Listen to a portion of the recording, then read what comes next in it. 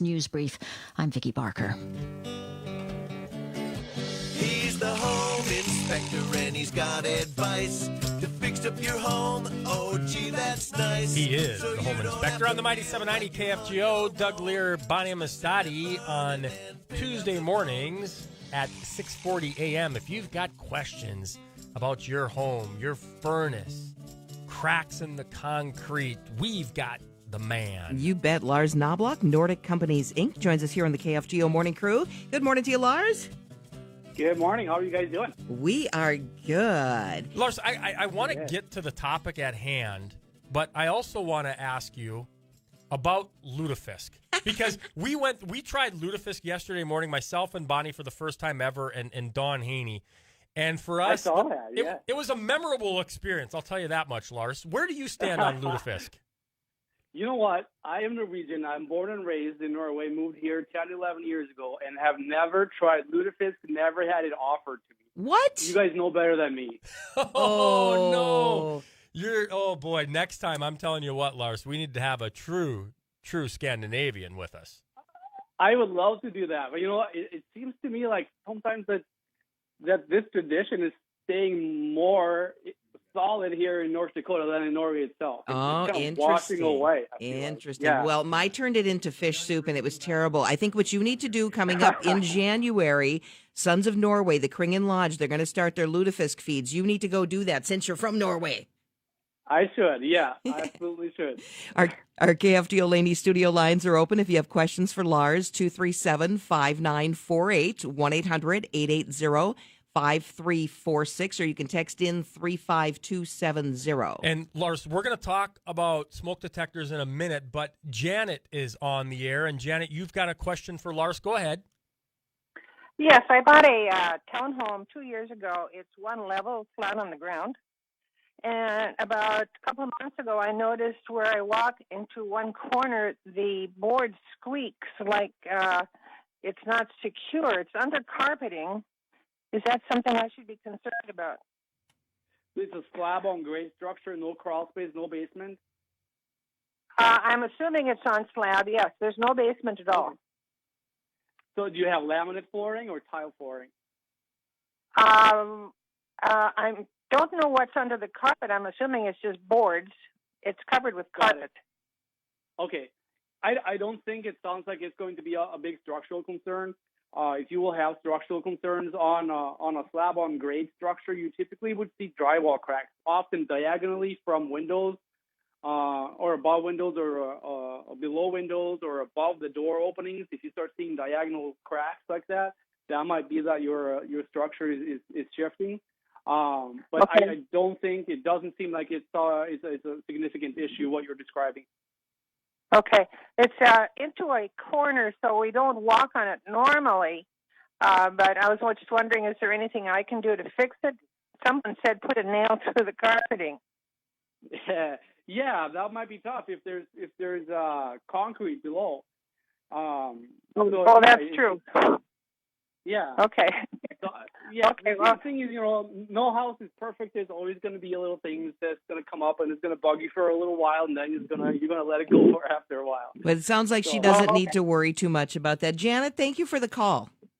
Yes, thank you. Bye-bye. You bet. Lars Knobloch, Nordic Companies Inc., joining us here on the KFGO Morning Crew. He is a home inspector. If you have questions, call the KFGO Laney studio line, 237-5948, 1-800-880-5346, or text in your questions to 35270. And I know, Lars, that you wanted to talk about smoke detectors. You have some important information for us. I do, and this sounds so boring, but it isn't. I'm about to shock you right now with some information. So we are approaching the Christmas holiday, and every year we see more fires during this time due to Christmas lights, excessive decorations, burning candles, cooking, and so on. So I thought this would be a timely topic. And I want to ask you guys, what type of smoke detector do you guys have in your house? Kidda? Mine is, I believe it's a First Alert. I've got a bunch of them, but I think First Alert or the Kitty. Maybe both, I guess. Yeah, we've got a bunch too. So there are two different types of smoke detectors, and they both offer a different technology and have advantages that can offer early warning over the other, depending on the original, the fire, flame, or smoke. So the most common smoke detector we have throughout the country is the cheapest one, obviously, right? Mm-hmm. This is the type of smoke detector that's commonly put in the newer homes as they're being built, and by far the most common smoke detector we have in our homes. This smoke detector is notorious for nuisance tripping from cooking and are more likely to be intentionally disabled for that reason. They can work pretty well in an open flame fire, but in a smoldering fire, they don't really work well at all. And then the other option is the photoelectric smoke alarm. This one is less common, more expensive. You don't see them as often, but they work so much better in a smoldering fire. And guess what? Studies have found that these alarms can go off from 5 to 50 minutes faster than the ionization alarm that we commonly see in our home.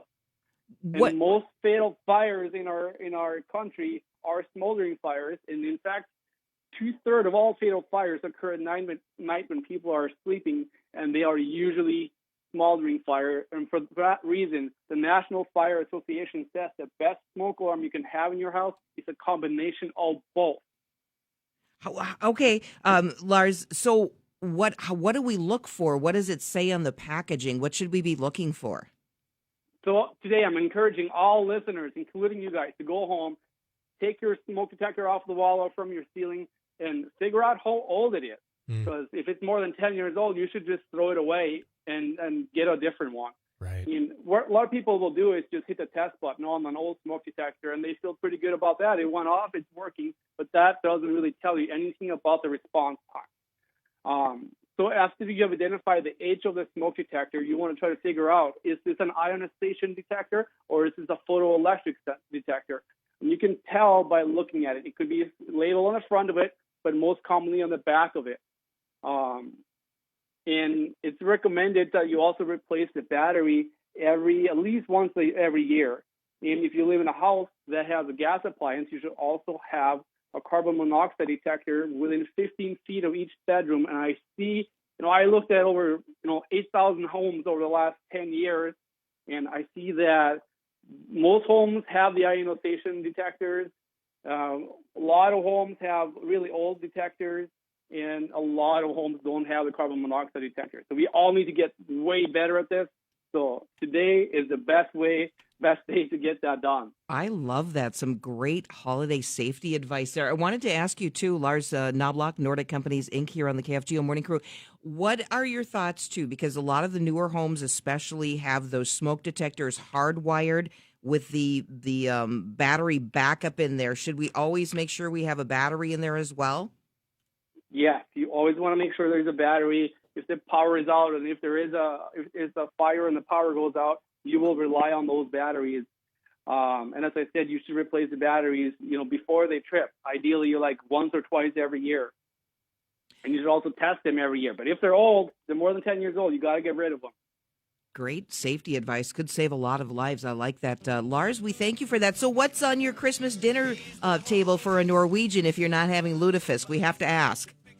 I think we're having ribs. Ribs? That's how I grew up. But there's different ribs. Like what we commonly eat for Christmas in Norway is ribs, but they're really different than here. And I'm not much of a chef, so don't ask me how they're different. You're just going to eat them. I'm just eating it. I love that. Well, Lars, Merry Christmas to you. Thank you for your time. You guys as well. And we'll catch you again next week. How's that sound? That sounds great. Thank you. Yeah, excellent. Great safety advice there. Yeah, Lars Knobloch, Nordic Companies Inc. He is a home inspector, passing along his knowledge here on the KFGO Morning Crew. He joins us every Tuesday at 6:40. He does take your questions and your phone calls, as well as providing us with some important information. 648, 94.1 on your FM dial, the mighty 790 KFGO. You can listen to us live at kfgo.com anytime you want, anywhere in the world, at no cost to you ever. Your KFGO Weather Center forecast is powered by Acme Tools. Stand up to the threat of power outage.